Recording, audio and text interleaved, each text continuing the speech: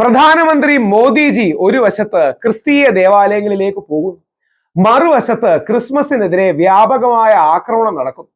ഉത്തർപ്രദേശ് ക്രിസ്മസിന്റെ അവധി ക്യാൻസൽ ചെയ്യുകയും ഡിസംബർ 25 എന്ന ലോകം മുഴുവൻ ആദരിക്കുന്ന യേശുക്രിസ്തുവിന്റെ ജന്മദിനം അടൽ ബിഹാരി വാജ്പേയിയുടെ ജന്മവാർഷികമായി ആഘോഷിക്കാൻ ഉത്തരവ് കൊടുക്കുകയും ചെയ്തു. ക്രിസ്മസിന്റെ അവധി ക്യാൻസൽ ചെയ്യുകയും ചെയ്തു.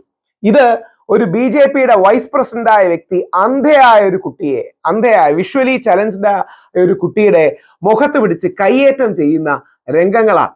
യഥാർത്ഥത്തിൽ നമ്മളെ ഞെട്ടിക്കേണ്ട രംഗങ്ങളാണ് നമ്മൾ കാണുന്നത്. നമുക്ക് എന്തായാലും അതിലെ ഒന്ന് രണ്ട് റിയാക്ഷൻസിലേക്ക് പോകാം. പ്രധാനമായിട്ട് ക്ലിമിസ് ബാവ, നമ്മളെല്ലാം ആദരിക്കുന്ന, എല്ലാ മതങ്ങളിലെയും വ്യക്തികളും ആദരിക്കുന്ന BJPയുടെ പ്രസിഡന്റായിരുന്ന ശ്രീ കുമ്മനം ചേട്ടൻ അല്ലെങ്കിൽ ശ്രീ കുമ്മനം രാജശേഖരൻ ക്ലിമിസ് തിരുമേനിയെ കാണുമ്പോൾ കാലിൽ തൊട്ട് തൊഴുന്ന, എല്ലാവരും ആദരിക്കുന്ന, ഹിന്ദുവും മുസ്ലിമും ക്രിസ്ത്യാനിയും ഒക്കെ ആദരിക്കുന്ന ക്ലിമിസ് തിരുമേനിയുടെ വാക്കുകൾ നോക്കുന്ന കേൾക്കാം.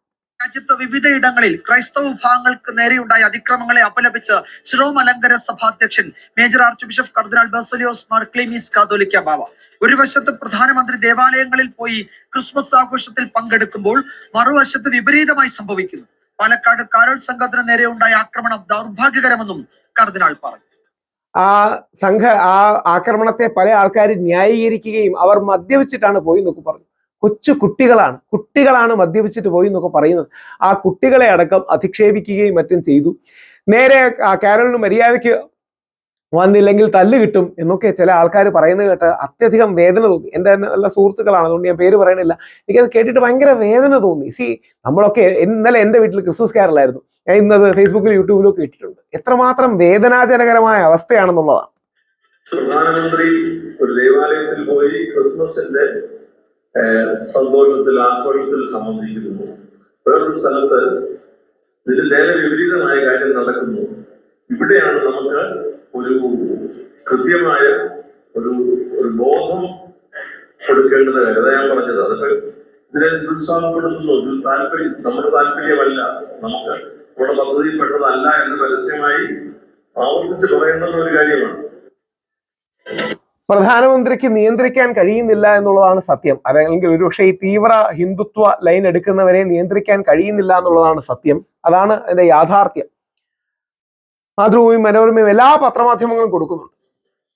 ക്രിസ്മസ് ആഘോഷങ്ങൾക്കെതിരായ സംഘപരിവാർ ആക്രമണത്തിൽ പ്രതിഷേധവുമായി കോൺഗ്രസ്. ആക്രമണങ്ങളുടെ ഉത്തരവാദിത്തം പ്രധാനമന്ത്രി നരേന്ദ്രമോദിക്കെന്ന് കോൺഗ്രസ് വക്താവ് സുപ്രിയ ശ്രീനാഥ് ആരോപിച്ചു.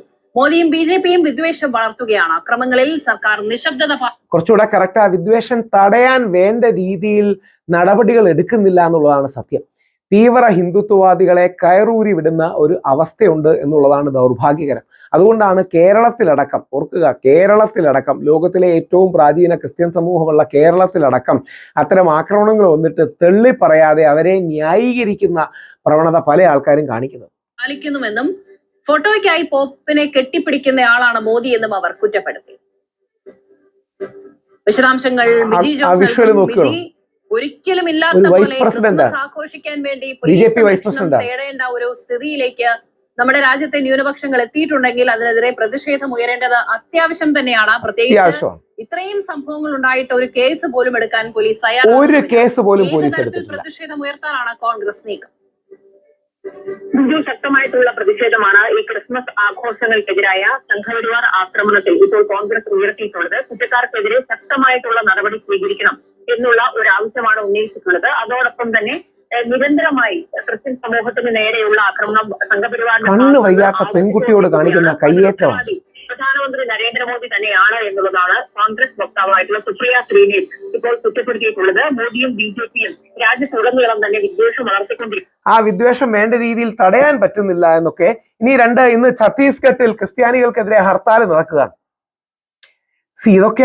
അവിടെയാണ് അതിന്റെ പ്രശ്നം. ക്രിസ്ത്യാനികൾക്കെതിരെ ഹർത്താൽ നടക്കുകയാണ്. എത്രമാത്രം ദൗർഭാഗ്യകരമായ ഒരു കാര്യമാണ്. എന്നിട്ട് മതപരിവർത്തനമാണെന്നൊക്കെ പറഞ്ഞു. ചുമ്മാ പറയണതാണ്. അത് ഈ വെറുതെ ഗുമ്മിന് വേണ്ടി പറയുന്നതാണ്. എങ്ങനെയാണെങ്കിൽ നിർബന്ധിത മതപരിവർത്തന നിരോധന നിയമം കൊണ്ടുവരാൻ പോയി. അങ്ങനെയൊന്നുമല്ല. മനഃപൂർവ്വം അവിടെ പ്രശ്നങ്ങൾ ഉണ്ടാക്കാനും ക്രിസ്ത്യൻ സമൂഹത്തെ ടാർഗറ്റ് ചെയ്യാനും ഉന്നം വെക്കാനും വേണ്ടി ചെയ്യുകയാണ്. ആ ക്രിസ്ത്യൻ സമൂഹത്തോടൊപ്പം, അല്ലെങ്കിൽ നമ്മുടെ വേട്ടയാടപ്പെടുന്ന ന്യൂനപക്ഷങ്ങളോടൊപ്പം, മുസ്ലിം സമൂഹത്തോടൊപ്പം ഒരുമിച്ച് നിൽക്കുകയാണ് ഏതൊരു നല്ല ഹിന്ദുവും നല്ല ഇന്ത്യക്കാരനും ചെയ്യേണ്ടത്. ആ ഉത്തരവാദിത്തമാണ് നമ്മൾ നമ്മുടെ ദൈവിക സങ്കല്പങ്ങളോട് ചെയ്യേണ്ട ഏറ്റവും വലിയ കടമ എന്ന് ഓർമ്മിപ്പിക്കുന്നത്.